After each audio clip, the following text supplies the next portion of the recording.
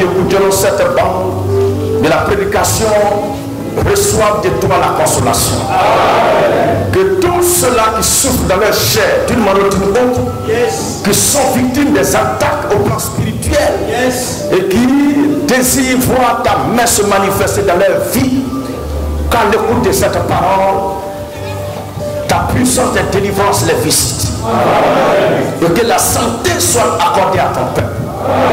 Merci ce matin de ce que tu nous donnes le privilège de nous rassembler ici à ta présence pour te célébrer ta gloire. Sois béni maintenant et pour toujours au nom de Jésus-Christ.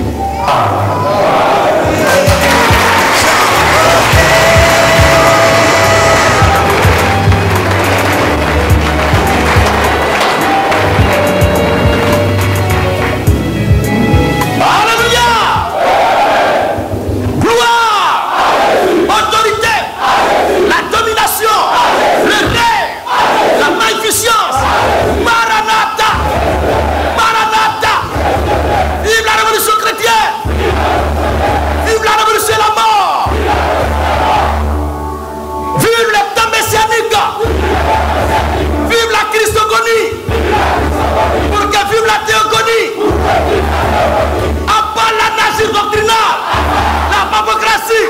La pauvreté, à part l'occidentalisme, l'africanisme, à part les politiciens magouilleurs, à part la politique de ce monde,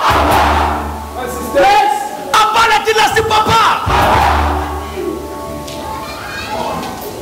à part la dynastie hérodiaque, c'est après la dynastie de Hérode, juste après César. Lequel César, Jules César, a été poignardé par le fils de sa concubine du nom de Julius Brutus, ce bâtard-là qui a tué Jules César.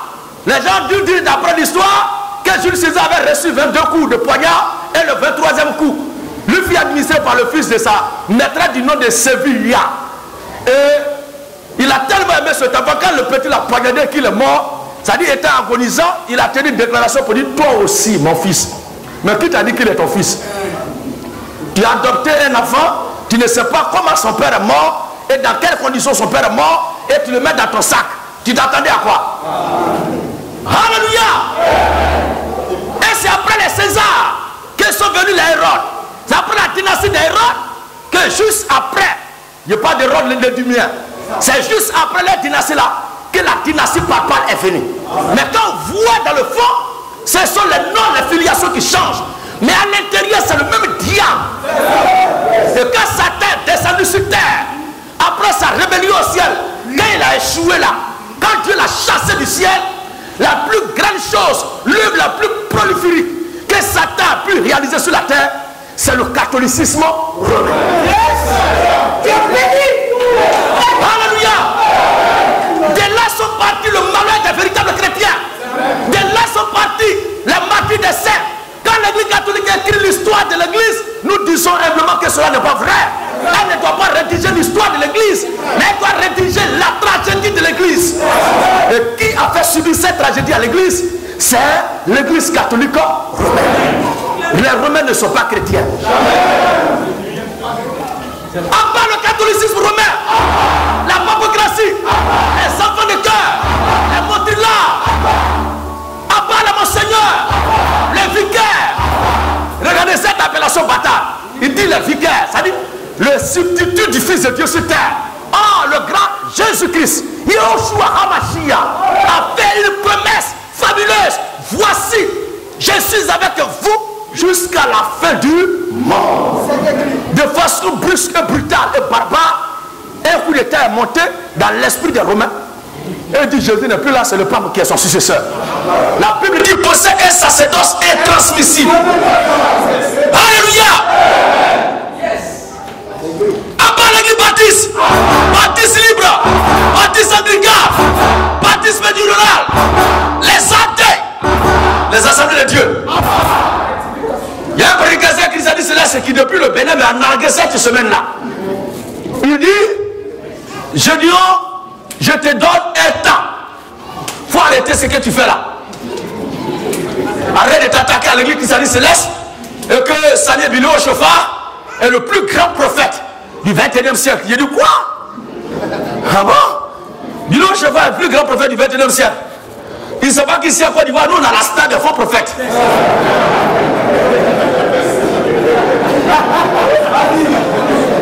Donc, en matière de faux prophètes, la personne ne peut nous faire du flafla. Si c'est le flaflatis, ce faux prophète là, on en a ça à boire ici. Donc, ces intimidations, il a dit, je te donne un délai de 2 semaines. Je lui ai dit, pardon prophète, il faut diminuer. 2 semaines est trop. À tout moment, je suis pressé de voir ce que ce Dieu qui ne porte pas chaussures et qui attache les ceintures de karatéka là, il est capable de me faire. Alléluia.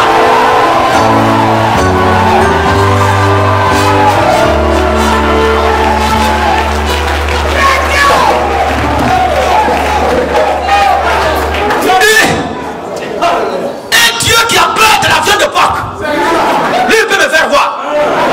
Un Dieu qui a peur de porc, lui il peut me faire peur. Et le comble, alléluia.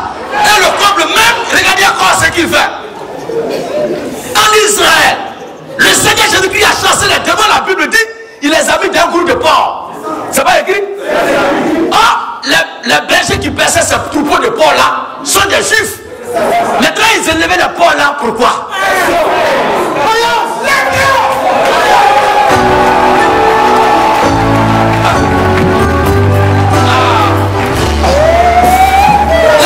La révélation est progressive. Parce que la loi de Moshe, sortie des eaux, Mose, de par sa définition étymologique, Mose en langue ptolémaïque que partaient les Égyptiens anciens lorsque le peuple était parti en déportation. Sorti des eaux. Quand il fut récupéré par Dieu, il a donné des inscriptions. Il a donné des prescriptions, des lois et des ordonnances. Il dit, voici ce qui est votre totem. Et le livre de Lévitique nous en parlait. Dedans se trouvent les porcs. Il ne doit même pas toucher ça. Et la Bible dit, un objet qui leur appartient, si ça a touché ces animaux qui est leur totem là, l'élément touché qui est entré au contact avec le totem devient en même temps totemisé. Du coup, il ne doit plus toucher à ça. Maintenant, les Juifs qui savent que ils ne doivent même pas toucher ce qui est leur totem, en l'occurrence porc. Pourquoi ils élèvent porc?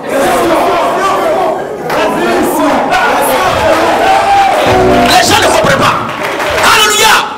C'est pas nous disons qu'ils ne connaissent ni les Écritures, ni la puissance de Dieu. Ce sont des gens, ce sont des clébards. Mais Dieu fait grâce à son peuple de connaître la vérité.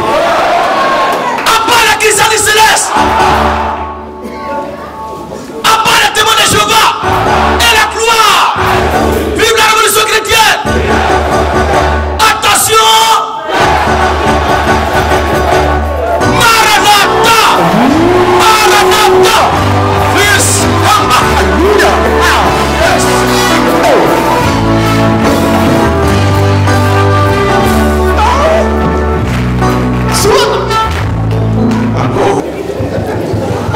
Notez ce matin le titre de l'enseignement, le voile de la femme selon la Bible.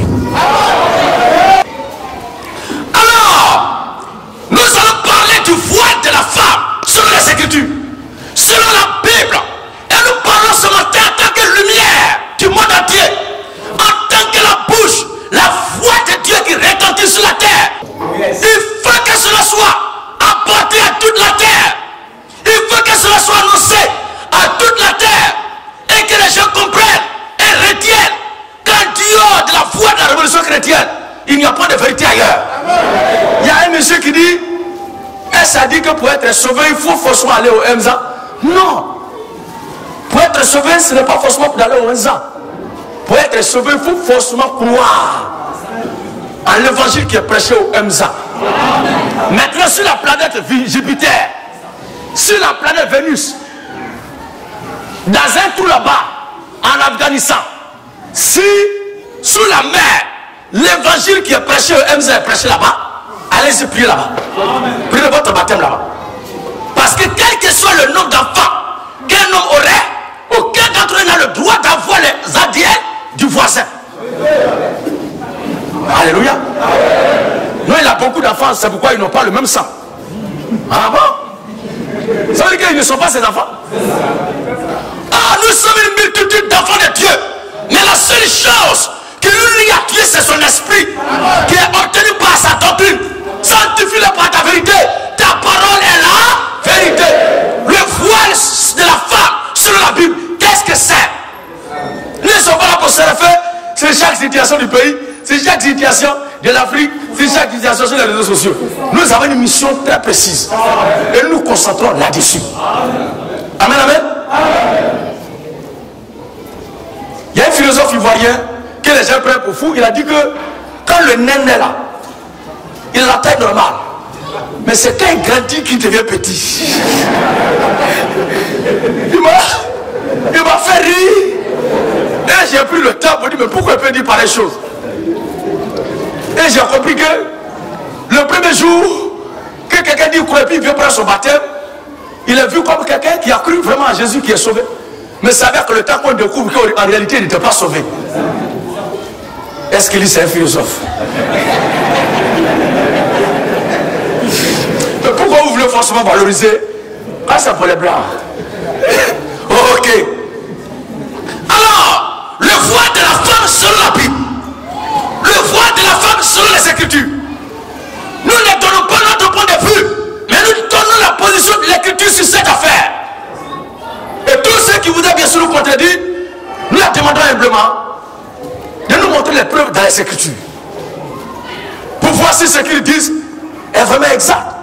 Parce que la Bible est notre boussole, la Bible est notre absolu, la Bible est notre guide, la Bible est notre orientation, la Bible est notre principe de vie, la Bible est notre constitution. Amen. Parce que le Dieu qui a donné ses lois dans la Bible, qui a donné ces principes-là, il est notre Dieu, il est notre Seigneur. Il ne peut jamais donner quelque chose qui a fait du mal à son peuple. Autant la loi, il a donné la loi à soumettre pour que tous comprennent que lui seul est Dieu et qu'il est saint. Y a-t-il des frères ou des soeurs qui furent troublés, attristés ce matin par ces paroles dures qu'ils ont entendues de ma bouche? C'est pour votre propre bien. Il n'y a pas un homme qui aura des enfants et qui voit ses enfants être gâtés et puis il va être fier. Il devait frapper sur la table. Il est de mon devoir de père, si vous le reconnaissez en tant que tel, de vous dire la vérité pour que vous soyez des meilleurs enfants de Dieu dans la maison de Dieu.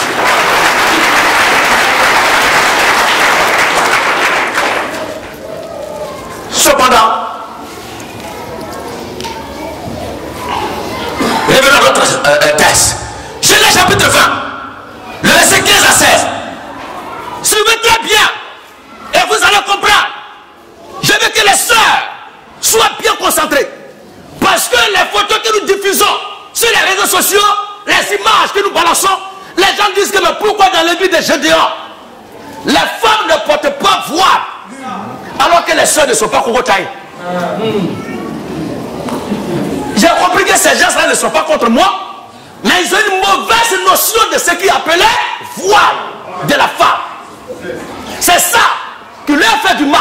C'est ça qui leur a causé cette confusion-là. Il est de notre devoir, en tant que la lumière suscitée par Dieu, guidée dans ce temps ténébreux, avancé de minuit, d'apporter une réponse adéquate.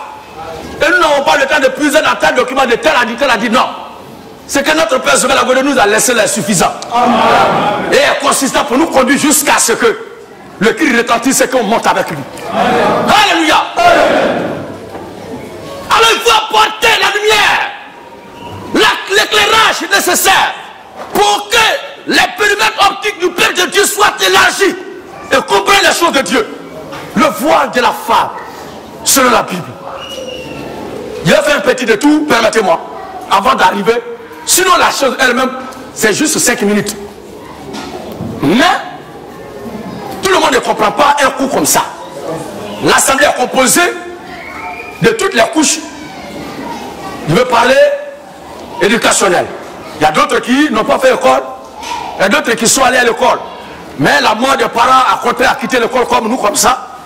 Il y a certains aussi, les parents sont vivants, mais quand ils partaient, c'est comment ils sont allés lapider pour chercher. Voilà. Donc il y a tout cela. Mais il y a aussi d'autres qui sont des professeurs agrégés et qui sont dans la salle. On va dire Genèse. Donc je vais faire ce petit détour là pour vous permettre de comprendre un peu la chose. avant d'arriver sur le texte phare, comme la conclusion. Oui, frère. Genèse 20, 15 à 16. Genèse 20, 15 à 16 et Genèse chapitre 9, le verset, Job 9, le verset 24. Genèse 20, 15 à 16. Et le troisième lecteur nous prendra rapidement Ézéchiel chapitre 32, verset 7 à 8. Donc on lit les trois passages. Genèse 20, 15 à 16, Job 9, 24 et Ézéchiel chapitre 32, verset 7 à 8. C'est ça? On commence. Genèse 20, 15 à 16. Oui. Genèse 20, 15 à 16. Oui. Abimelech dit. Regardez bien.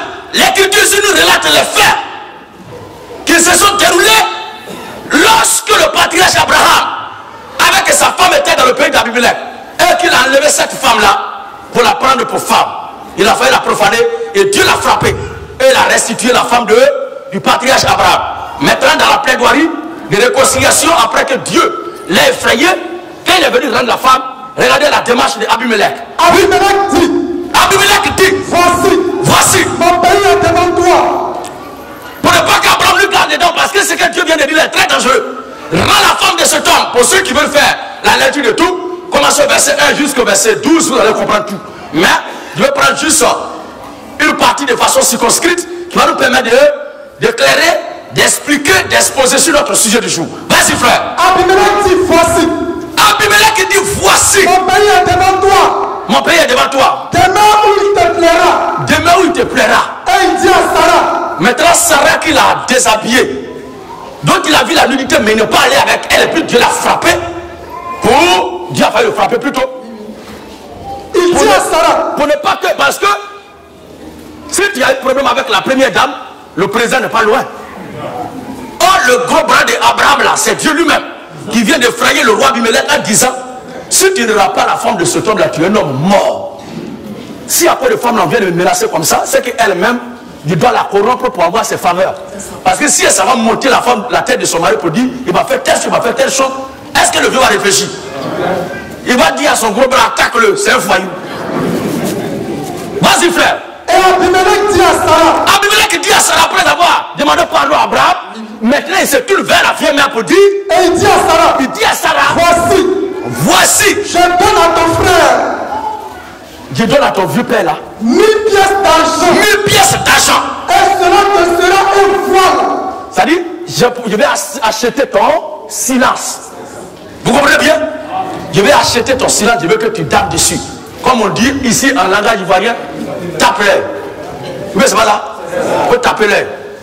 Donc, pour acheter le silence de la vieille mère et qu'elle se taise, pour ne pas donner les détails de ce qui s'est passé dans la chambre là-bas, il dit à la vieille mère: voici. Je donne à ton frère. Je donne à ton frère 1000 pièces d'argent.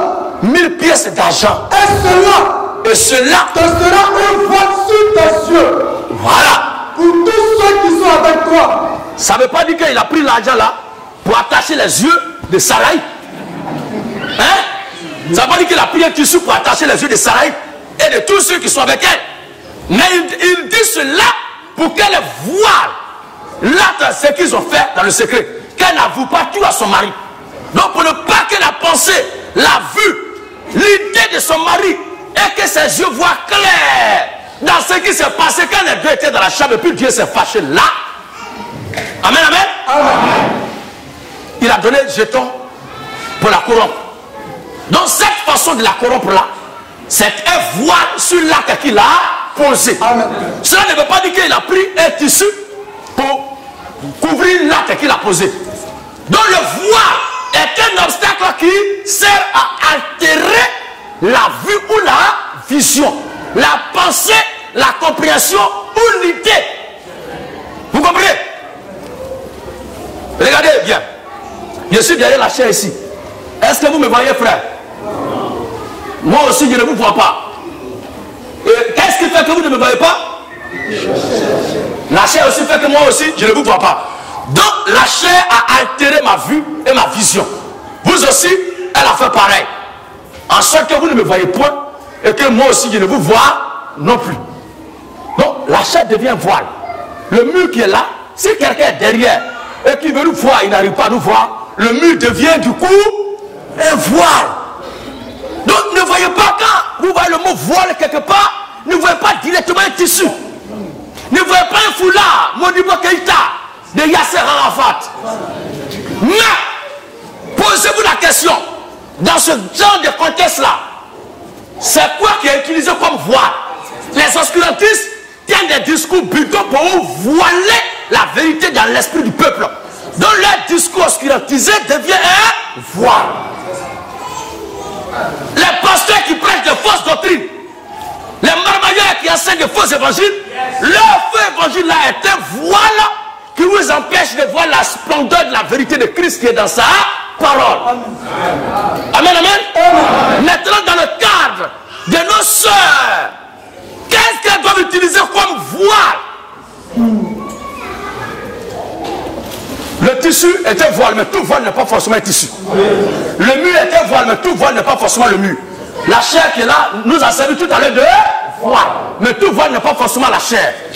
Amen, amen. Amen. Le corps physique que vous voyez vous empêche de voir mon âme. Du coup, mon corps devient un voile.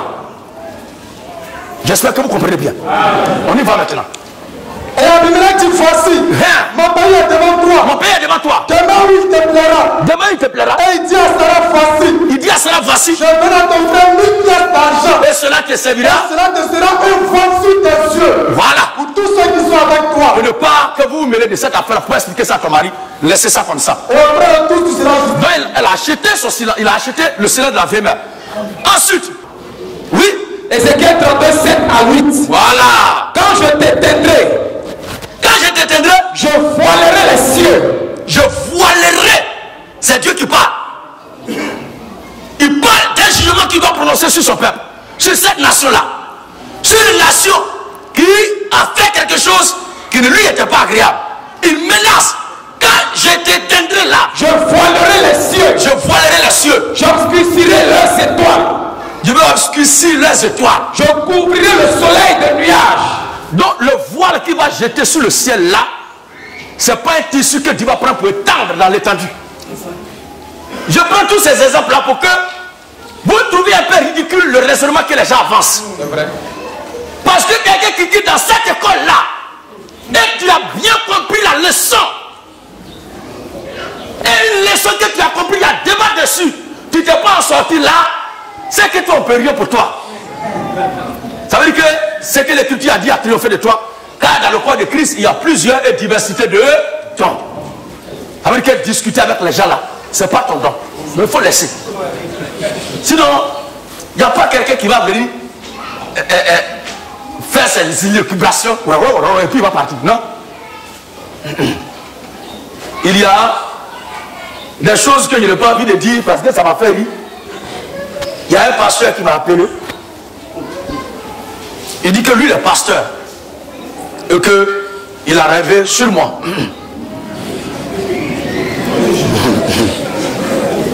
Il a dit oui, c'est quel rêve?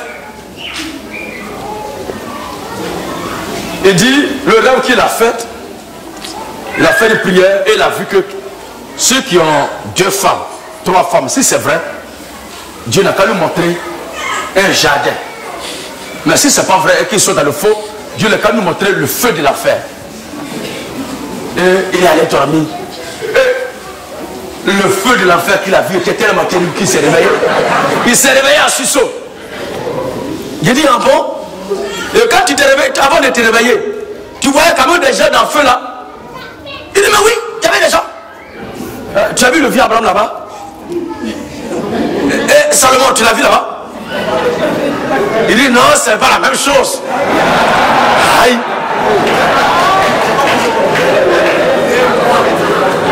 Amen, amen. Il n'y a pas 2 enfers, il n'y a pas 3 enfers. Il y a un seul enfer, il y a un seul paradis. Oui, mais c'est pas ça.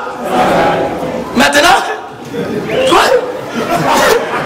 si il y a enfer, c'est que c'est depuis l'Ancien Testament que l'enfer a été créé. Il était découragé. Il a vu que sa théorie était ridicule. Quand tu apprends un faux rêve que tu fabriques de ta tête, mais la Bible dit au commencement était la parole. La parole était avec Dieu et la parole était Dieu. Nous sommes les héritiers de la parole et même les co-héritiers de la parole. Alléluia. Parce que la parole c'est le Seigneur Jésus-Christ et c'est fait chair. Je vais parler de la parole et elle habite parmi nous. Et l'Écriture dit nous sommes le pâté particule du Seigneur Jésus-Christ. Qui va nous parler de l'amour du Seigneur? Personne. Les gens se fatiguent. Tout ce que vous demande, la fidélité, la loyauté à la vision. Ce que je demande qu'on fasse là, alliez-vous et travaillons. Le reste là, regardez, vous allez voir.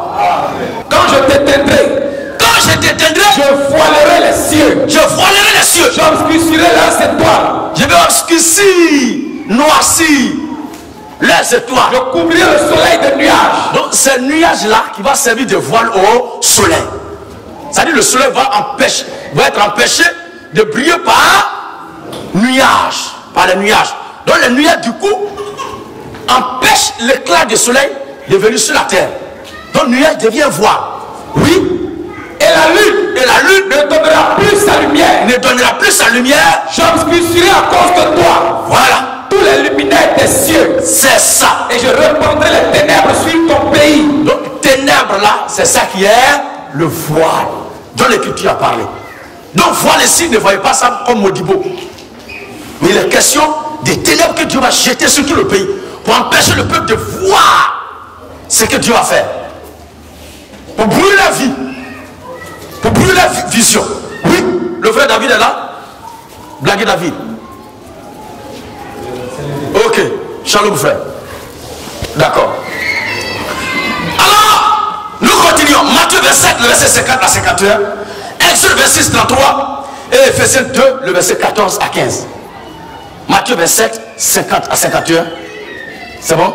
Exode 26, le verset 33. Et le livre de Ephésiens, chapitre 2, le verset 14 à 15. On va lire les deux passages rapidement. Matthieu 27. Quand nous abordons le problème des voiles, directement l'idée qui vient aux gens dans la communauté, c'est d'attacher foulard.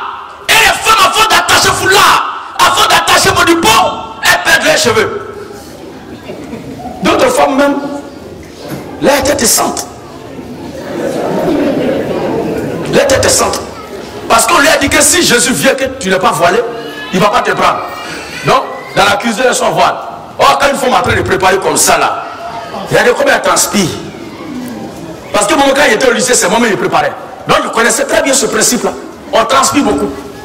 Et après ça encore, elle va aller se laver, voile sur sa tête, Modibo. Elle va aller dormir, Modibo sur sa tête. Avec le temps, les cheveux vont commencer à disparaître, petit à petit. Et ces femmes dans ces églises, là, leur tête, on dirait qu'ils ont fait punch. C'est pas punch qu'elles ont fait, mais c'est le mauvais conseil de leur pasteur qui a arraché leurs cheveux. On dirait Salomon a bouffé ses cheveux. Ce n'est pas bon. On dirait des femmes qui ont cancer des chevelus avancés, en phase terminale. Ce n'est pas bon. À part les femmes au coco taillé.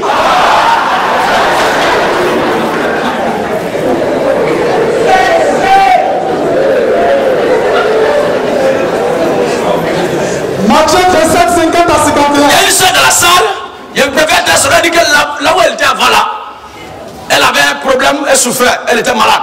Donc le pasteur et ses filles ont prié jusqu'à. Ils ont dit que le démon est dans ses cheveux, donc il faut lui faire coco taille. Ah! Donc comment on appelle ce démon-là? Démon des cheveux. Et vois-tu un démon? Ces cheveux de la femme, ça va raser. Vous les frères de la salle, si vos femmes se rasent la tête, vous avez le plein droit de les chasser. Parce qu'elles ont désobéi à la voix de Dieu. Les véritables voix de la femme, selon les Écritures, vont être prédéfinies tout à l'heure. Et être bien exposées, puisque c'est déjà prédéfini dans les Écritures.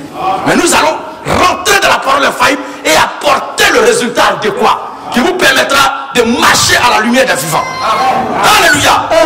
Vas-y frère. Matthieu 27, 50 à 51. Il est écrit. Jésus. Poussa de nouveau un grand cri. Le Seigneur Jésus est à la croix. Poussa de nouveau un grand cri. Et rendit l'esprit. Eliel lama sabachthani. Père, pourquoi m'as-tu abandonné? Et nous disons que le verbe abandonner et puis le verbe oublier, c'est pas la même chose. Comme aller et puis venir. Tu ne peux pas dire à quelqu'un viens et puis tu lui reproches, mais pourquoi tu n'es pas allé? Amen, amen. Alors Jésus poussa de nouveau un grand cri. Oui. Et rendit l'esprit. Et voici. Le voile du temple se déchira en deux. Le voile du temple se déchira en deux. Depuis le haut Jusqu'en bas. Maintenant le voile du temple là c'est quoi?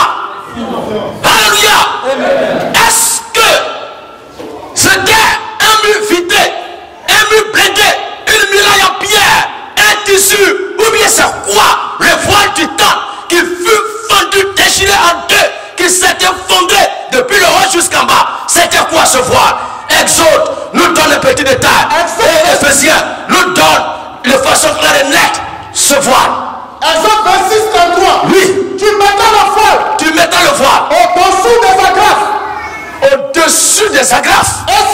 Et cela, en donnant du voile. Oui.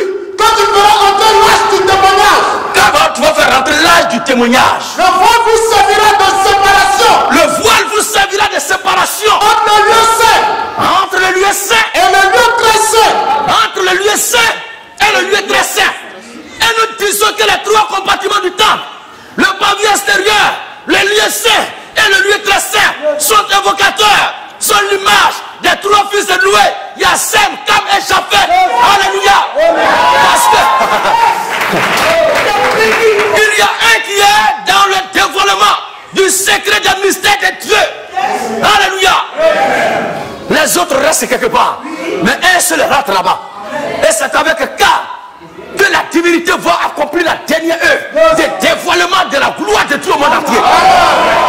Et c'est ce jour-là, que ce que nous sommes sera manifesté. Nous allons transplanter les dimensions. Quand nous allons entrer dans les hôpitaux, on ne va pas prier, mort, réveille-toi. Mais tous ceux qui travaillent à la mort, ceux qui fabriquent ces cœurs, ceux qui vendent les terres sépulcrales, ceux qui enterrent les morts, ils seront tous compressés. Parce que leur travail sera supprimé. Alléluia. C'est dans ça, l'homme par qui tu vas faire ça là.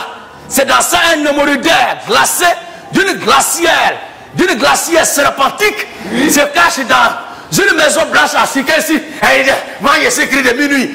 Il bat tout à deux. Tu sais ce que c'est le cri de minuit? Le cri de minuit. Alléluia. Noé a parlé. La terre a été secouée sur ses fondements. Et le témoignage est gravé dans l'histoire du temps, du parcours du peuple saint jusqu'à cette heure. Abraham a parlé et les traces sont restées. Moshe a parlé jusque-là. Nul n'a contesté et encore imité ce que Dieu a accompli par lui. Alléluia. Caleb, avec le peuple d'Israël, ont fait le tour de Yéhouko, la ville des Jébusiens. Et la muraille s'est effondrée. Ces choses sont retenues dans l'histoire. Nous les lisons chaque jour dans les Écritures, nous les lisons. Et les choses sont intactes. Personne jusque-là n'a pu imiter cela. Et Élie le Tishbite, Elia, l'homme dont le nom est composé de 4 chiffres. Le chiffre 4, qui est le chiffre du défi, le chiffre du dévoilement, le chiffre du combat de guerre. Alléluia. Parce que si son nom est le voilement du chiffre du dévoilement, ceux qui dévoilent, vous croyez qu'ils vont courir les bras? Quand tu dévoiles un voleur, qu'est-ce qu'il fait? Il menace. Et c'est sur ceci que ce ministère évolue. C'est un ministère de défi. Nous dévoilons les œuvres macabres de la puissance de la marmaille, de la puissance du diable, de la puissance de Satan, de la puissance des démons. Et tous se sont ligués contre nous. Un contre tous et tous contre un. Notre Père l'avait prophétisé, nous croyons cette vérité-là s'accomplit aujourd'hui. Mais dans toutes ces choses, nous sommes plus que vainqueurs. We are more than conquerors. Parce que le Seigneur Jésus-Christ nous a aimés. Personne ne pourra nous vaincre dans ce combat. Il y a des gens qui vont au front en guerre. Ils vont au front avec l'incertitude. Parce qu'ils ne sont pas s'ils vont vaincre ou qu'ils seront vaincus. Mais nous partons au front avec la certitude de la victoire. Alléluia. Parce que le Seigneur nous a déclaré plus que vainqueurs. C'est ça qui fait notre force. C'est pas quelle que soit la taille de l'ennemi, l'adversaire en face, nous l'embrassons avec fierté. Parce qu'on sait que la pierre qui va fondre le front de Goliath est dans notre lance-pierre. Alors, le vent vous servira. qu'est-ce qui nous a envoyé là-bas? C'est bon. Oui, le vol. Le vent vous servira. Le vol vous servira. De séparation. De séparation. Entre le lieu saint. Entre le lieu saint. Et le lieu très saint. Donc il y a un voile qui va séparer le lieu saint du Dieu. Le lieu très saint. Ce voile-là, c'est quoi? Ce n'est pas à nous de commenter ou de donner une interprétation bidon. Mais l'écriture elle-même va nous donner qu'est-ce que c'était ce voile-là. Éphésiens 2. Il est écrit 14 à 15. Car Christ est notre Père. Car Christ est notre Père. Lui qui des deux. Lui qui des deux. N'en a fait qu'un. En a fait que un. Et qui a renversé les nations et Israël. Les deux, il a fait un seul peuple. Amen, amen. Si le langage est un peu lourd, c'est ça il a dit là. Voilà. Oui. Lui qui des deux. N'en a fait qu'un. C'est-à-dire les nations païennes et la nation d'Israël. Il a formulé tout, il a formé tout, il a fusionné tout, il a fait tout en un seul coup. Il a mis tout dans un seul lot. Vas-y frère. Et qui a renversé. Le mur de séparation. Le mur de séparation. L'inimitié. Ayant anéanti par sa chair. La loi des ordonnances. Dans ses prescriptions. Donc le mur de séparation là ne permettait pas aux Juifs de recevoir les nations en leur sein. Même dans le lieu de l'adoration, il y avait une séparation entre ceux qui ont été gagnés au judaïsme, qui sont des nations. Ce sont eux qui sont appelés les prosélytas. Vous vous souvenez bien?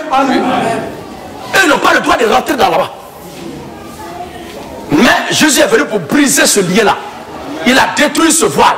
Il a anéanti cette muraille de séparation. En sorte que tu sois païen, qu'il soit féticheur, qu'il soit marabout, qu'il soit danseur de combien, de bailler de masse. Une fois que tu as cru en Jésus-Christ, le démon de bailler, le démon de dose dans le corps, il te fuit. Merci de l'instant aujourd'hui.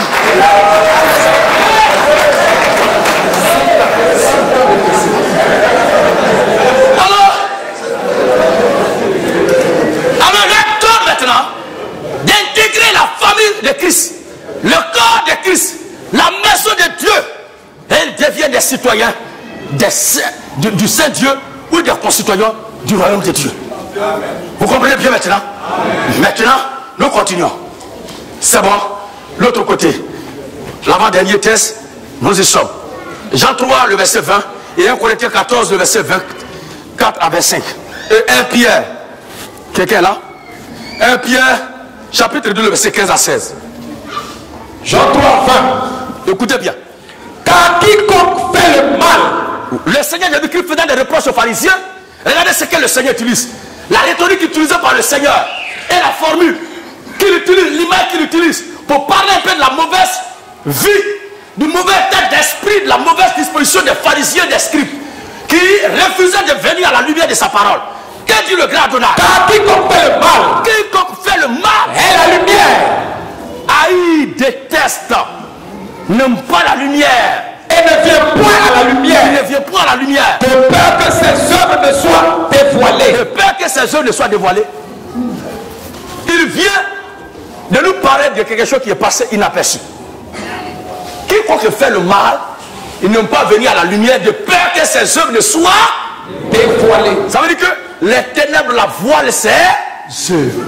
Ça ne veut pas dire que c'est un tissu qu'on prend pour jeter sur les œuvres. Mais ces ténèbres-là qui constituent le voile qui couvre les œuvres, qui cache les œuvres, leur mauvais comportement, leur mauvaise conduite, leur mauvaise manière d'agir, leurs mauvaises actions sont couverts par les ténèbres. Mais une fois que les cafards sont dans la chambre et vous allumez pas la lumière, chacun des blattes se cherche. Les cancres là, ils ne supportent pas la lumière, se cherchent. Les cafards, voilà, comment c'est ça? Les cafards. Ils se cherchent, ils fuient. Donc c'est comme ça les pharisiens. Donc les ténèbres voient les œuvres, les ténèbres voient leurs actions, les ténèbres voient leur conduite. Ils ne veulent pas venir à Christ qui est la lumière. Donc les ténèbres constituent un voile sur les œuvres. Ça ne veut pas dire que c'est un tissu, un mur, ou bien je ne sais quoi qu'ils ont pris pour couvrir les œuvres. Vas-y frère. Mais celui qui agit selon la vérité, celui qui agit selon la vérité vient à la lumière. Vient à la lumière. Afin que ses œuvres soient manifestées. Afin que ses œuvres soient dévoilées. Parce qu'elles sont faites en Dieu. Parce qu'elles sont faites en Dieu. Donc je vous parle un peu du voile de dévoiler, voile dévoilé. Voilé, dévoilé. Pour que vous compreniez qui a fait des voiles là. On ne doit pas se figer une idée si a fait des tissus ou un modibo. Oui. Comme les vieilles femmes qui sont au funérailles. Au pays où? Oui, qui était là? 1 Corinthiens 14, le verset 24 à 25. Et l'autre 1 Pierre 3, le verset 15 à 16. Rapidement. 1 Corinthiens 14, 24 à 25. Oui. Mais si tous prophétisent. Écoutez bien.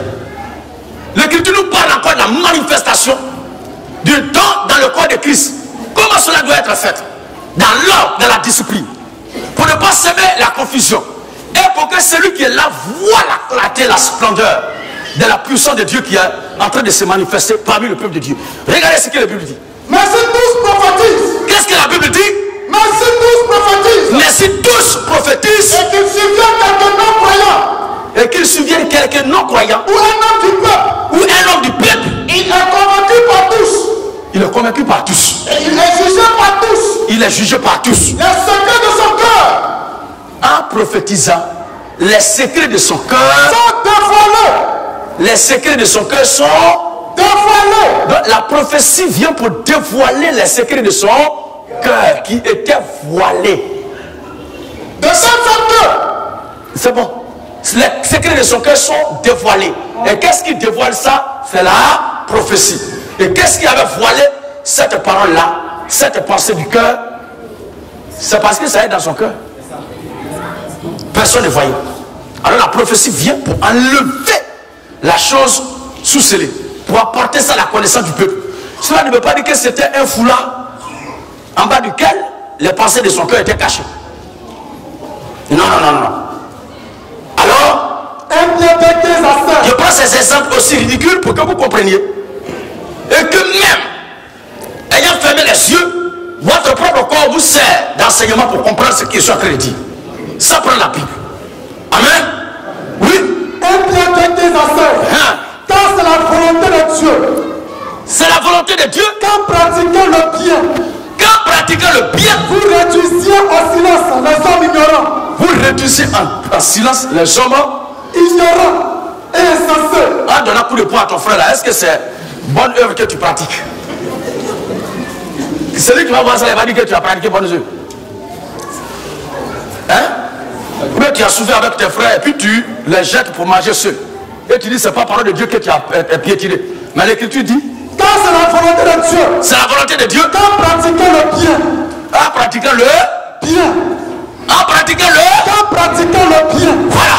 Vous réduisiez au silence. Vous devez réduire au silence les hommes ignorants et insensés. Les gens ignorants et insensés.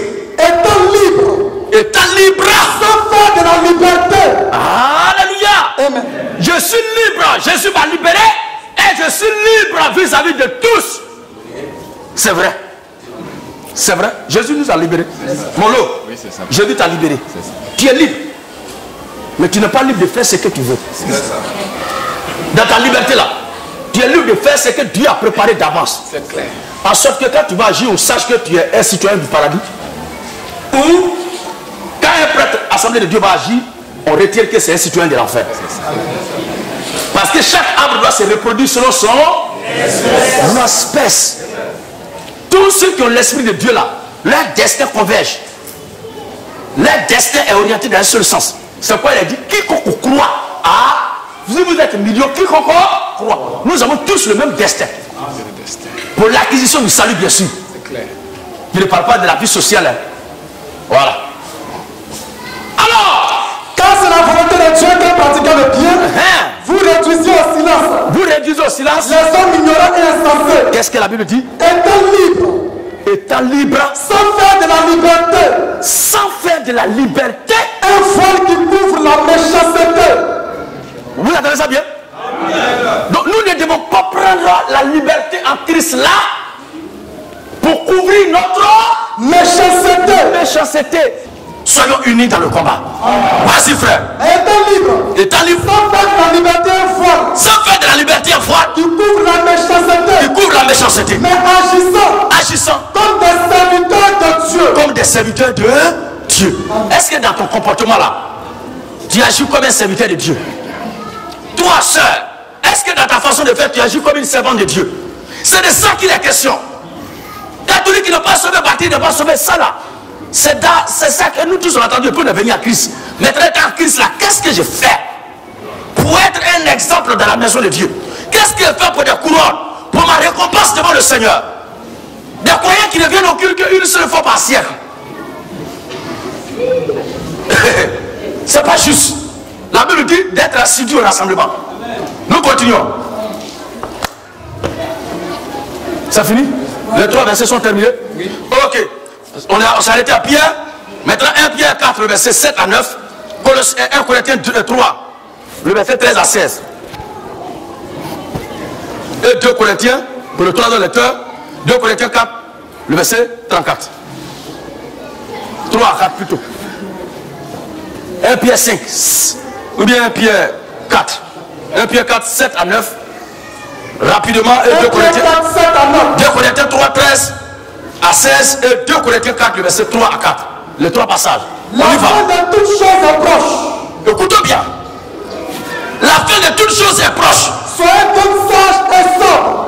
Nous devions être sages et être sobres dans ce qu'on fait. Pour vaquer à la prière. Pour vaquer à la prière. La Bible nous demande la sobriété. Nous devons être sobres. Oui. Soyez donc sages. Soyez donc sages Et sobres. et sobres. Pour vaquer à la prière. Pour vaquer à la prière. Et avant tout. Et avant tout, Ayez les uns pour les autres. ayez les uns pour les autres. Une ardente charité. Est-ce que ça là, c'est moi qui ai fabriqué ça? La même Bible qui dit que celui qui croit la vie éternelle là nous demande d'avoir de la charité les uns pour les autres. C'est écrit, c'est la parole. Nous devons dire amen et la pratiquer. La méchanceté ne doit pas nous servir de cheval de bataille entre nous-mêmes. Alors, vas-y frère. 2 Corinthiens 3, 13 à 16. Oui. Et nous ne faisons pas comme Moïse, Nous ne faisons pas comme Moïse. qui mettait la faute sur son visage. La Bible dit que Moïse est descendu de la montagne de Sinaï après avoir causé avec Jéhovah Shammah. Et qu'il descendait avec les tablettes de la loi. Son visage resplendissait que les enfants d'Israël ne pouvaient pas le fixer, au point qu'il a mis un voile pour ne pas brouiller leur vue. Vous vous souvenez bien? Donc le voile qu'il a mis là, sur son visage, oui, Pour que les fils d'Israël ne fixassent pas le regard ne fixassent pas les regards. sur la fin de ce qui était passager. Voilà. Mais ils sont devenus durs d'entendement. Ils sont devenus durs d'entendement Car jusqu'à ce jour, le même voile demeure. le voile maintenant est passé du plan naturel au plan spirituel. Quand ils font la lecture Quand ils font la lecture de la loi de Moïse, dans l'Ancien Testament, de l'Ancien Testament, ils ne se lèvent pas. ils ne se lèvent pas Parce que c'est en Christ qu'il disparaît. c'est en Christ que ce voile disparaît. Jusqu'à ce jour. Jusqu'à ce jour, Quand on lit Moïse, quand on lit Moïse, un voile est jeté sur le cœur. alors ta bouche et puis relis la partie. Jusqu'à ce jour, Jusqu'à ce jour. jusqu'à ce jour, Quand on lit Moïse, quand on lit Moïse, un voile un voile, est jeté sur le cœur. un voile est jeté sur leur cœur. Et ça dit que c'est un tissu qui est attaché leur cœur. Le voile qui est jeté sur leur cœur, c'est le voile de l'incrédulité. C'est l'incrédulité qui sert de voile, qui les empêche de voir la portée de l'évangile qui est prêché. Parce qu'ils sont encore assis dans la loi mosaïque. Voici. Mais lorsque les cœurs se convertissent Lorsque les cœurs se convertissent en Christ, au Seigneur, au Seigneur, le voile est ôté. le voile est ôté. Une fois que quelqu'un vient en Christ, l'incrédulité est ôtée. Et c'est parce que l'incrédulité est ôtée qu'on vient en Christ, on croit en lui. N'est-ce pas, frère? N'est-ce pas, soeur? Alors, 2 Corinthiens 4, 3 à 4. Si notre évangile est encore voilé, si notre évangile est encore voilé, il est voilé pour ceux qui périssent. si notre évangile est encore voilé, il est voilé pour ceux qui périssent, Pour les incrédules là, dont le Dieu de ce siècle dont le Dieu de ce siècle a aveuglé l'intelligence, dont le Dieu de ce siècle a aveuglé, a voilé l'intelligence, afin qu'ils ne puissent pas prier afin qu'ils ne visent pas briller, la splendeur de l'évangile de la gloire de Christ, dont l'évangile est voilé à cause de la puissance des ténèbres qui est dans la vie des gens, qui les empêche de voir la vérité que nous prêchons. Vous comprenez bien, frères et sœurs? Mon souhait, c'est que vous compreniez. Sur tout le reste, là, sont des discours qui ne servent à rien. Si vous avez compris, c'est ça le plus important. On va arriver maintenant au texte capital.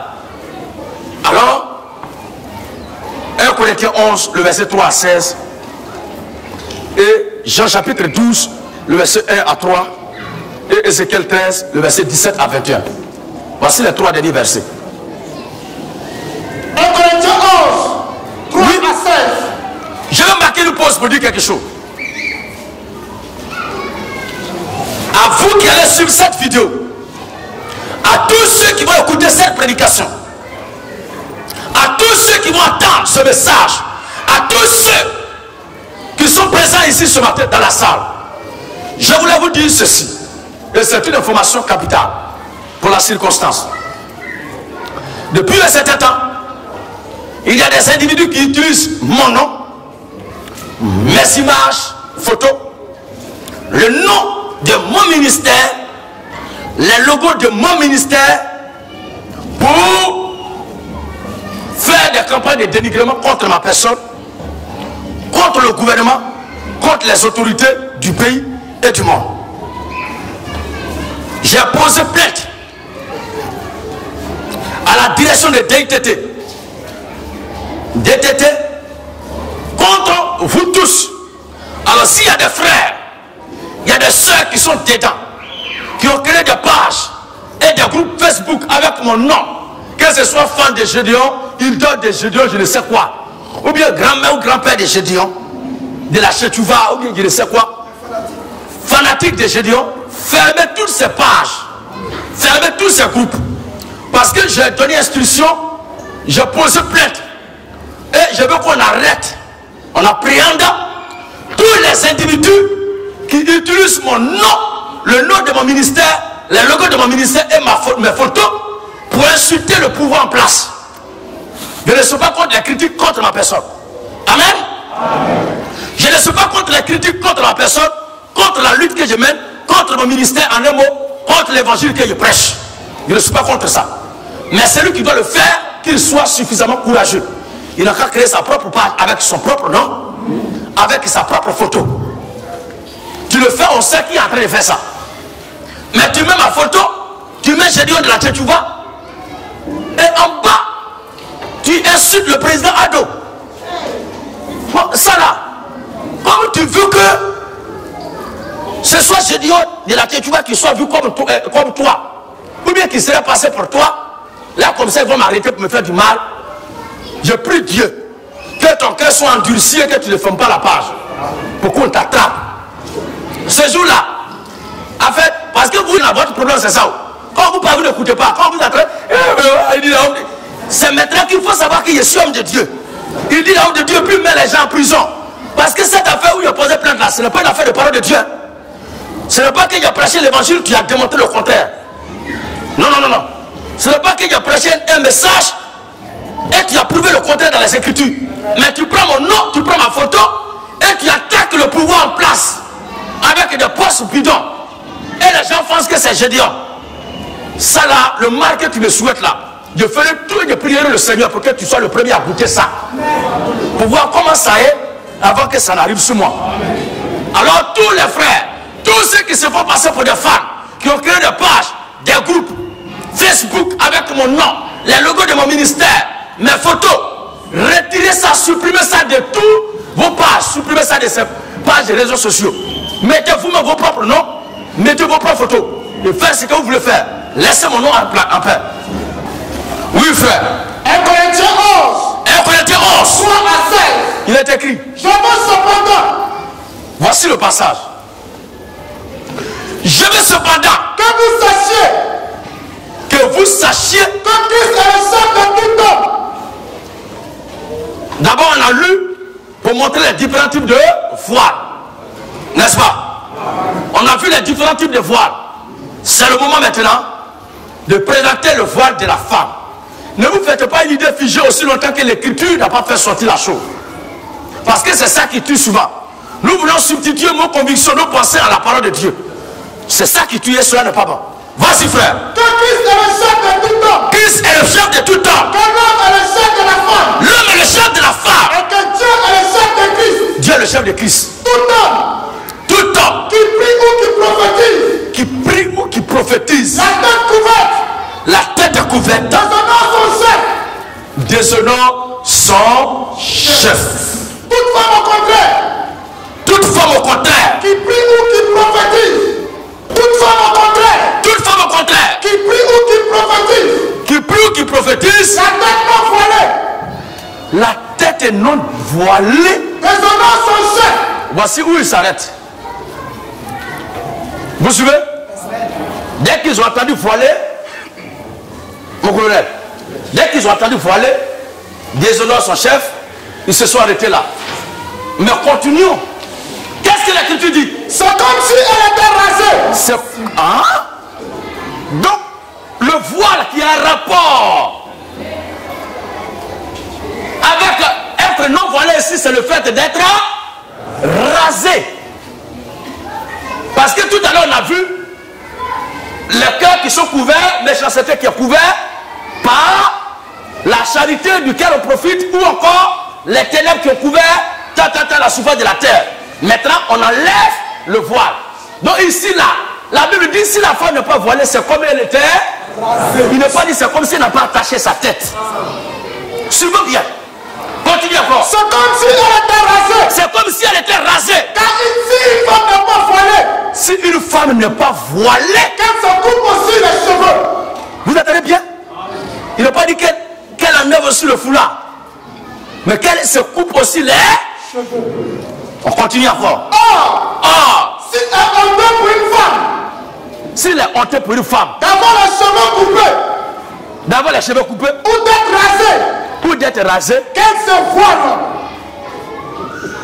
Vous voyez comment l'Écriture parle?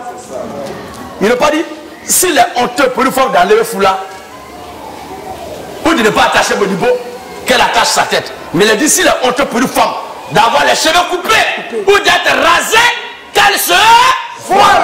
Or, l'Écriture dit si une femme n'est pas voilée, c'est comme si elle est rasée.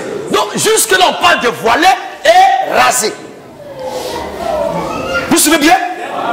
Petit à petit, l'Écriture va toucher la chose par l'Esprit de Dieu pour que nous soyons éclairés avant de partir. Vas-y, papa. L'homme ne doit pas se couvrir la tête. L'homme ne doit pas se couvrir la tête. Puisqu'il a l'image. Puisqu'il a l'image. Et la gloire de Dieu. Et la gloire de Dieu. Tandis que la femme est la gloire de l'homme. Si la femme est la gloire de l'homme, pourquoi maltraitons-nous nos propres gloires? Question. Alléluia. À chaque fois, l'Écriture condamne les mauvais. Si la femme est ta gloire, quel homme prendrait plaisir à maltraiter sa propre gloire? Pourquoi tu maltraites ta femme? Le fait qu'elle a tout abandonné pour t'abandonner, elle a fait du mal. Non seulement c'est une femme fidèle, une femme aussi qui croit en ton Dieu, qui suit ta foi. Ça ne suffit pas. Non, ça c'est pas bon. Alors, en effet, l'homme n'a pas été tiré de la femme. L'homme n'a pas été tiré de la femme. Mais la femme a été tirée de l'homme. Ensuite, et l'homme n'a pas été créé. L'homme n'a pas été créé à cause de la femme. À cause de la femme. Mais la femme a été créée à cause de l'homme. C'est l'Écriture qui le dit, la femme est la propriété de l'homme. C'est pas de ça qu'on parle aujourd'hui. Vas-y. C'est pourquoi la femme. À cause des anges. À cause des anges. Doit avoir sur la tête. Elle doit avoir sur la tête une marque de l'autorité dont elle dépend. Dont la femme dépend d'une autorité. Parlez fort, sœur. Dont la femme dépend d'une autorité. L'autorité en question, c'est son mari. C'est son mari. Maintenant, autorité, il n'y a pas âge dedans. Non, il est âgé, ou bien elle est âgée, c'est pas ton problème. Si c'est sa grand-mère veut marier, c'est pas ton problème. Tu es venu à l'église à se pardonner Dieu. Si c'est son arrière-grand-mère veut marier, c'est pas ton problème. Tu as prié Dieu seulement pour que la paix soit dans son foyer. Parce que la Bible a dit de prier les uns pour les autres. Ton problème est où? Que Dieu bénisse ces couples-là. Qui sont persécutés, qui sont combattus. Je vous soutiens. Alors, toutefois, dans le Seigneur, la femme n'est point seul l'homme. La femme n'est point seul l'homme. Ni l'homme sans la femme. C'est clair. Car dites ça aussi aux prêtres. L'homme ne peut sans la femme ne peut aussi sans l'homme. Mais à partir des femmes, les prêtres sont venus à l'existence et aujourd'hui disent qu'ils ne veulent pas se marier. Ça montre qu'ils sont rebelles à ce principe que Dieu a établi. À part les prêtres catholiques. Vas-y frère. Car de même que la femme a été tirée de l'homme. De même l'homme oui, existe par la femme. Il n'est pas dit que l'homme a été tiré de la femme. Hein. Là, le langage change. De la même façon que la femme a été tirée de l'homme, l'homme existe par la femme. Qu'est-ce que ça signifie? C'est à partir d'une femme que l'homme s'en va et d'elle maintenant sort un enfant. Mais l'homme, il n'est pas allé vers une femme et de lui est sorti une femme. Ça veut dire que l'homme est l'origine, la racine originelle de la procréation de l'être humain. C'est pourquoi que nos sœurs respectent encore les hommes. Et que les sœurs appellent leur mari papa, n'ayez pas honte. C'est vous papa. Ne chantez pas comme le monde qui dit les femmes sont nos mamans. Non. Ce sont les sœurs qui doivent chanter, les hommes sont nos papas. Mais souvent, quand une femme, alléluia, quand une femme s'occupe tellement bien de son mari, lui-même, il démissionne, il dit maman. Quand c'est arrivé à ce niveau-là, c'est que la sœur maîtrise son sujet. Et c'est à ça, j'exhorte toutes les sœurs à militer. Alléluia. Parce que je dis a été contesté, mais à la dernière minute, à la croix, les gens ont dit assurément ce homme est de Dieu. Il a pris l'autorité de la charger jusqu'à toi, mais tu as bien convaincu le monde entier par qui tu es, et l'homme lui-même est témoin. Il dit maman, merci. C'est ça. C'est pas de la violence qui va dire maman merci. Que celles qui ont des oreilles pour entendre. Ok. Et tout vient de Dieu. Et que cet amour que les sœurs expriment ne soit pas vu comme une faiblesse pour que vous les maltraitiez. Voilà. Oui, oui. Jugez en vous-même. Jugez en vous-même. Est-il convenable? Est-il convenable qu'une femme prie Dieu sans se voiler? La nature elle-même. Vous entendez ça? Est-il convenable qu'une femme prie Dieu sans se voiler? La nature elle-même. Ne vous enseignez pas. Naturel, ce qui est naturel. Dieu nous plonge maintenant dans la nature. Est-ce que le tissu modibo, drage, est-ce que c'est naturel? C'est artificiel. Mais l'Écriture nous demande de suivre le principe naturel. Neutral principle. Voici qui est clair. Oui. La nature elle-même. Ne vous enseignez pas. Ne vous enseigne-t-elle pas que c'est une honte pour l'homme? Que c'est une honte pour l'homme de porter de longs cheveux. Donc l'Écriture ne dit pas une honte pour l'homme de porter foulard ou d'attacher ce tissu. Mais la nature elle-même ne vous enseigne-t-elle pas que c'est une honte pour l'homme de porter de longs cheveux. Donc les longs cheveux là commencent à être trop impliqués dans cette affaire-là. Continue encore. Mais que c'est une gloire pour la femme. C'est une gloire pour la femme d'apporter. Le 1, c'est complément de substitut de la quantité de cheveux. Donc ça remplace les cheveux. 1, c'est la quantité innombrable d'emporter. Donc c'est une gloire pour la femme de porter de l'eau. Voilà. Alors, maintenant c'est une gloire. Oui. Pour la femme d'emporter. Pour la femme d'emporter. Parce que la chevelure lui a été donnée comme un voile.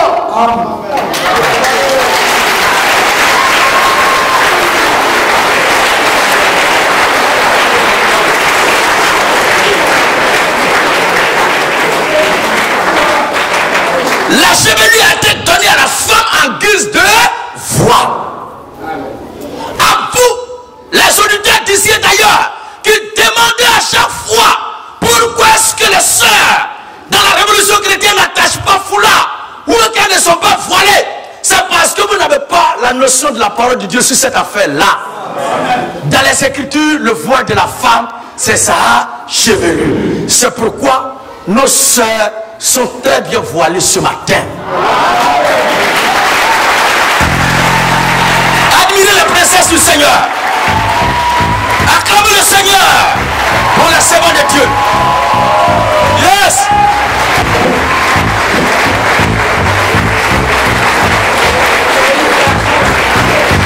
Dieu bénit ses servantes. C'est pourquoi les mèches rouges, comme les singes de galère là, qu'ils ont tel les cheveux, non, ne faites pas ça. Gardez vos chevelures naturelles, entretenez-les. S'il y a des soeurs ce matin parce qu'elles sont mis des produits dans les cheveux pour engrainer ça, pour entretenir ça, à quoi les sœurs ont attaché foulard pour permettre à les cheveux de bien repousser, que le produit pour les cuirs chevelus prenne bien, que Que Dieu vous bénisse pour ça. Mais si vous avez attaché Modibo là, croyant que c'est le voile qui est là, enlevez ça. Voilà. Si vous croyez que c'est voile, enlevez ça. Le vrai voile, c'est votre chevelure naturelle. Que Dieu bénisse encore ses servants.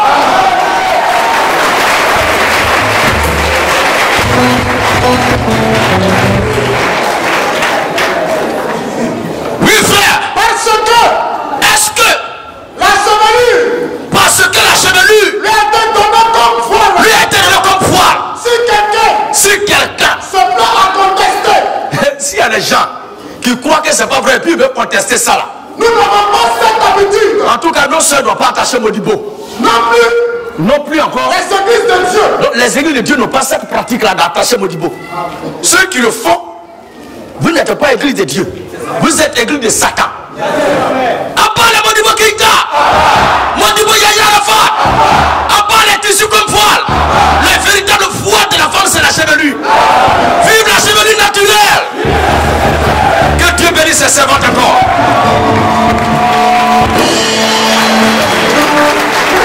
Les deux derniers versets. On va les lire. Oui. Jean 12 premiers. Jean 12 premiers.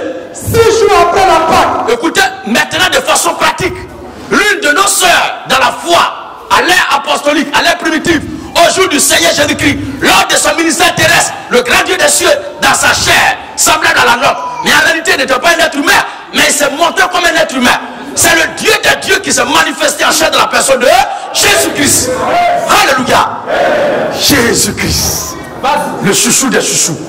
Voici, frère. 6 jours après la Pâque. 6 jours après la Pâque. Jésus arriva à Bethanie. Jésus arrivé à Bethanie. Où était Lazare qui l'avait ressuscité des morts? Où était Lazare qui l'avait ressuscité des morts? Et là, on lui fit un souper. On y fit un souper. Et Marthe qui servait. Marthe qui servait. Et Lazare aussi était l'un de ceux qui étaient à table avec Jésus. Et Lazare était là aussi. Et Marie. Marie. Qui avait pris un livre de parfum de nerfs de grand prix. Qu'est-ce qu'elle fit? Elle loignit les pieds de Jésus. Écoutez bien. Écoutez très bien. Si jusqu'à là vous ne comprenez pas ce passage, au moins, ne l'oubliez jamais. Il s'agit du Seigneur Jésus-Christ lui-même. Le roi de gloire. Celui de qui nous parlons ce matin. Parce que nous nous sommes rassemblés ici au nom du Seigneur Jésus-Christ. Personne n'est plus éloquent que le Seigneur Jésus-Christ. Si un mal est constaté devant le Seigneur Jésus, il n'y a pas quelqu'un qui va l'influencer pour ne pas qu'il mette la bouche dessus. Il est la parole. Le Seigneur était assis comme ça. Et Marie, qui avait pris un livre de parfum de nerfs de grand prix. Qu'est-ce qu'elle fit? Elle loignit les pieds de Jésus. Elle a commencé à pomper les pieds du Seigneur. Et Marie, elle a pompé les pieds du Seigneur. Et quand elle a fini de moindre les pieds du Seigneur, et Marie lui essuyait les pieds. Avec quoi? Avec ses cheveux. Elle lui a essuyé les pieds avec quoi? Et Marie lui essuyait les pieds avec ses cheveux. Je crois que l'adoration qu'on fait là, c'est à Jésus. C'est Jésus qu'on adore, non? Donc si on doit se mettre en sa présence, on doit se mettre dans une disposition qui lui sied. Sous prétexte d'être repris. Maintenant, si lui que nous adorons en sa présence, notre soeur Marie rentre. Elle parfume ses pieds. Et sans gêne, elle prend ses chevelures naturelles. Elle s'abaisse pour essuyer ses pieds. Parce que, je vous dis quelque chose, c'était une prostituée. Elle était une prostituée. Donc, elle a l'art de caresser. Elle a l'art de bien s'occuper de ses clients. Donc, elle a mis ce talent-là au service, pas de l'art de prostitution, mais l'art de savoir s'occuper des passagers-là. Elle a mis ça au service du Seigneur, ce jour-là. Elle a noué les pieds du vieux. Elle a commencé à caresser ses pieds avec ses cheveux. Je ne lui ai pas dit, va t'acheter foulard pour revenir ici. Jamais dit ça. Alléluia. Il n'a pas dit, va t'acheter foulard pour revenir, va te voiler pour revenir. Mais il a laissé faire. Et les sensations fortes commençaient à monter de la plante des pieds jusqu'au cerveau du Seigneur. Il a dit, attention.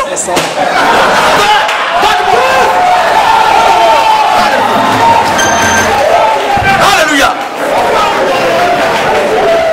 Père, garde-moi parce qu'il est venu pour une mission. Et ce qui a permis au Seigneur Jésus-Christ d'échapper, c'est qu'il est descendu. Il est rentré dans le monde avec son corps théophanique.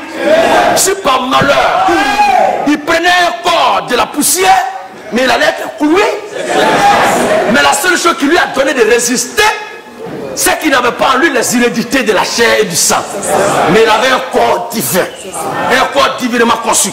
Nous, quand nous sommes tentés, nous succombons parce que, avant de repousser, nous sommes d'abord rentrés dans la terre. Mais lui, il est descendu, rentré dans le monde avec son corps. Mais nous, il y a quelque chose dans nous, quand on marche là, qui nous attire vers la terre. Mais Christ est rentré en nous pour nous maintenant faire changer la loi de la pesanteur. Amen. Alléluia. Amen. Tout corps lancé en l'air là doit être attiré par la terre. C'est ça la loi de la pesanteur. Mais le Seigneur Jésus-Christ est venu pour défier cette loi là. Alléluia. Amen. Il est descendu sur terre et il est remonté. La puissance égrégorique de son corps a détruit la loi de la pesanteur. En sorte qu'il ne soit même plus attiré par la terre. Il est parti là, il est parti là, il est ici là-bas. Nous aussi, dans peu de temps, nous rentrerons dans cette dimension. Nous décollerons de la terre et nous allons partir régner avec eux. Dieu bénisse sa parole. Alors il a dit à Marie, lui essuyait les pieds, oui, avec ses cheveux. Voilà. Et la maison fut remplie de l'odeur du parfum. Merci frère. Amen. Donc il n'y a pas eu de problème pour dire va attacher mon libo. Elle a essuyé les pieds du Seigneur avec ses cheveux. Chevelure naturelle. Donc les soeurs, entretenez vos cheveux. Laissez-les tomber sur vos dos. N'attachez pas ça comme masque magué au pays ouais. Ou bien pompon. Non. Attachez vos chevelures, laissez-les tomber sur vos épaules. Et que ça devienne comme la forêt touffue de l'Amazonie. N'attachez jamais mon dibo parce que ça va tuer vos cheveux. C'est pas bon. Le dernier passage maintenant et nous allons partir. Ézéchiel 13, 17 à 21. Ézéchiel 13, 17 à 21. Oui. Et toi, fils de l'homme, écoutez bien. Voici ce qui se passait en Israël au temps du prophète Ézéchiel. Le prophète Israël, il a prophétisé de la part du Seigneur sur quelque chose d'injuste, de pas normal qui se produisait parmi les filles d'Israël de Jérusalem. Qu'est-ce que le Seigneur dit? Et toi, fils de l'homme, porte tes regards sur les filles de ton peuple. Porte les regards sur qui? Sur les filles de ton peuple. Porte les regards sur les filles de ton peuple. Qui prophétisent. Oui. Selon leur propre cœur. Elle prophétise selon leur propre cœur. Et prophétise contre elles. Voilà. Tu diras. Ainsi parle le Seigneur l'Éternel. Malheur à celle qui fabrique des coussinets.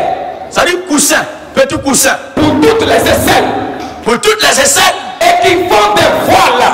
Voilà. Pour la tête des gens de toute taille. Vous voyez maintenant, la Bible maudit celle qui faisait ça. Elles font des coussinettes.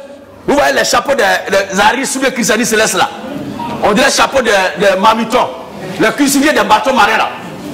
Je ne sais pas sur quel bateau navire elle travaille. Puis qu'elle porte le chapeau. Et tout cela, ils créent de quoi brouillard. On pense que c'est Dieu qui les adore. En réalité, c'est un démon que les gens sont en train d'adorer. À part les Aris, les Ekankas, Afrique jusqu'au Bisama, les christianistes célestes et la gloire. Malheur à ceux qui fabriquent les coussinettes. Pour toutes les aisselles. Oui. Et qui font des voiles. Pour la tête des gens de toute taille. Voilà. Afin de surprendre les âmes. C'est pas bon. Pensez-vous surprendre les âmes de mon peuple. Pensez-vous surprendre les âmes de mon peuple. Et conserver vos propres âmes. Vous me déshonorez auprès de mon peuple. Voilà. C'est un déshonneur d'attacher mon dibo. C'est un déshonneur d'attacher foulard. C'est un déshonneur de prendre un maudit qui sur comme voile. Le véritable voile auquel Dieu prend plaisir est la chevelure naturelle de la servante de Dieu. Oui frère. Vous me déshonorez auprès de mon peuple. Pour des poignées d'orge et des morceaux de pain. Vas-y. En tuant des âmes qui ne doivent pas mourir. En prêchant de fausses doctrines, de faux enseignements concernant le voile de la femme remplacé par un tissu en lieu place de la chevelure. C'est un faux enseignement qui donne la mort au plan spirituel. Parce qu'un peu de levure fait lever toute la pâte. Vas-y. Et en faisant vivre des âmes, oui, qui ne doivent pas vivre. Trompe ainsi mon peuple. Qui écoute le mensonge. C'est pourquoi ainsi parle le Seigneur l'Éternel. Voici J'en veux avec Koussine Modibo Keïta. Par lesquels vous suivrez les âmes. Oui. Afin qu'elles s'envolent. Voilà. Et je les arracherai de vos bras. Je vais arracher ça de vos bras. Et je délivrerai ces âmes. Je vais délivrer les âmes que vous cherchez à surprendre. Que vous cherchez à surprendre. Afin qu'elles s'envolent. Voilà. J'arracherai aussi vos voiles. Je vais arracher ces voiles. Et je délivrerai de vos mains mon peuple. Donc c'est un assujettissement, un esclavage, un assujettissement et une prise d'otage. C'est une doctrine satanique, maléfique, diabolique.